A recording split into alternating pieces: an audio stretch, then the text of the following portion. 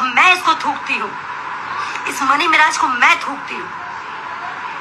इसने मेरी जिंदगी खराब की है, मेरे साथ और लड़कियों की जीवन खराब किया, और ये सोच रहा था कि ये चुप हो जाएगी, इसको चुप कर देंगे। मुझे मारने की धमकी दी है इनके परिवार वालों ने कि मरवा देंगे, इसको ट्रक से कुचलवा देंगे। शशि ने धमकी दिया है। तो हेलो दोस्तों, जैसा कि आपने वीडियो में देख चुका है मनी मिराज पे क्या क्या इल्ज़ाम लगाया जा रहा है दोस्तों।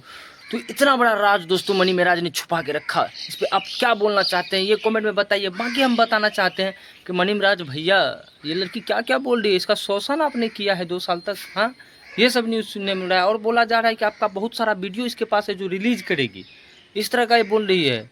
ये बन्नू द ग्रेट ऐसा कुछ नाम है इनका, ठीक है।